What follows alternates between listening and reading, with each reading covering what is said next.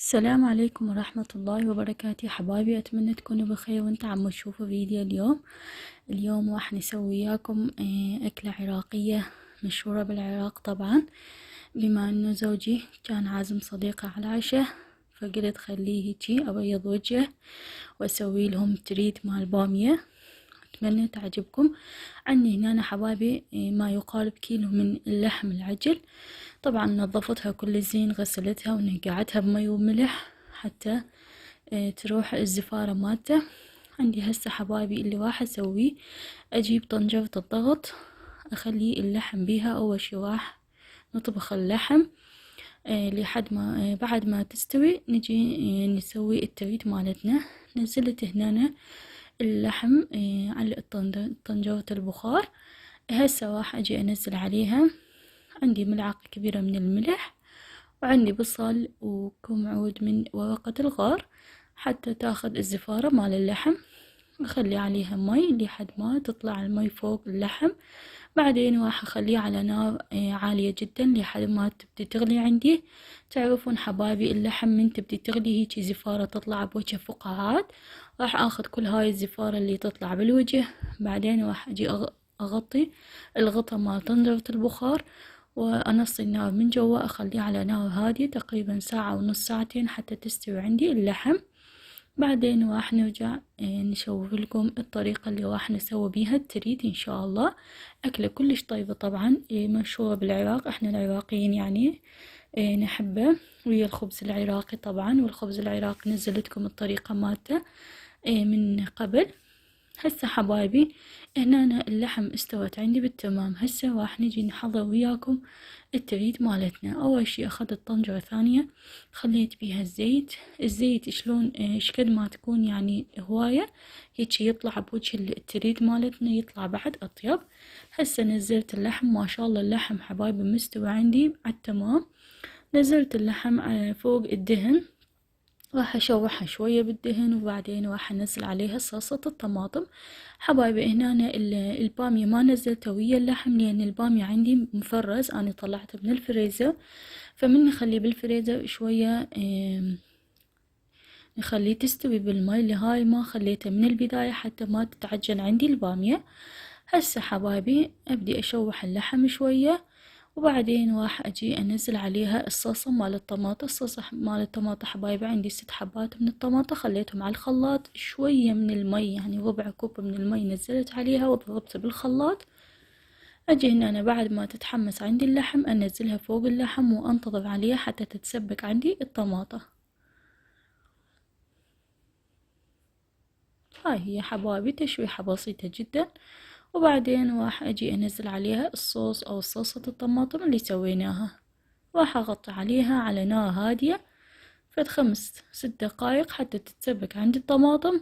وبعدين راح نرجع نكملها وياكم. يعني طريقته بسيطة جدا، بطنجرة واحدة تقدرون تسوون الأكلة إن شاء الله. إذا تجربوها نقول لكم ألف عافية عليكم. وأتمنى حبايبي إذا عجبكم الفيديو مالتي أتمنى تشتركون بقناتي وتفعلون الجرس وتكتبون تعليقاتكم حتى نشوف آراءكم وتعليقاتكم إن شاء الله ونستفاد منكم. هسه حبايبي بعد ما تسبك عندي الطماطم نزلت عليها ملعقتين من معجون الطماطم وملعقة من معجون الفلفل طبعا البارد. نزلت عليها الملح، البابريكا، الفلفل الأحمر الحار، وعندي فلفل أسود. من هاي البهارات اللي استخدمها بالبامية تريد البامية. هسه حبايبي بعد ما خليت المعجون همينة شوية تختلط وياه الصلصة واللحم، راح اجي انزل عليها شوية شوية بالتدريج المي اللي سلقنا بيها اللحم، مية اللحم يعني انزلها بالتمام فوق الاكلة مالتنا. طبعا اذا حبيتوا تسووها بدون لحم همينة بس باللحم هاي التريد يعني من اسمه. مرقة البامية تقدرون تسووها يعني هيجي بدون اللحم، بس هاي تريد يعني فيطلع بعد اطيب ويا اللحم. هسه حبايبي بعد ما نزلت مي مال اللحم نزلت فوقه البامية.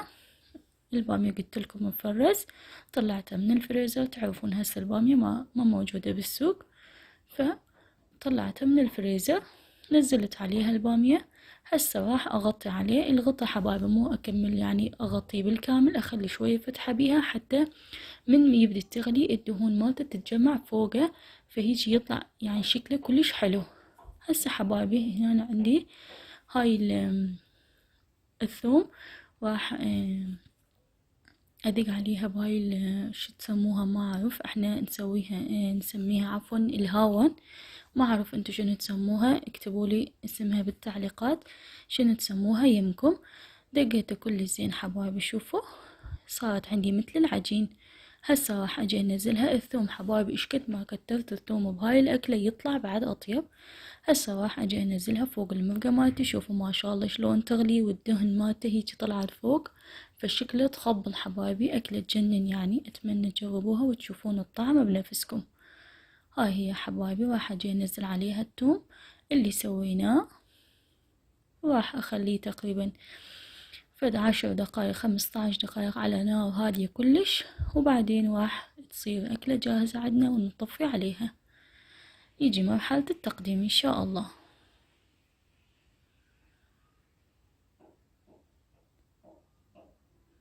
هاي هي حبايبي، راح أغطي عليها أيضا. الغطا مو أغطيه بالكامل، أخلي شوية فتحة بيها، وبعدين ننص النار من جواها لحد ما تستوي وتصير أكلة جاهزة عندنا. شوفوا ما شاء الله حبايبي، هنا أنا طفيت عليها ما شاء الله، سويت يمها رز بسمتي.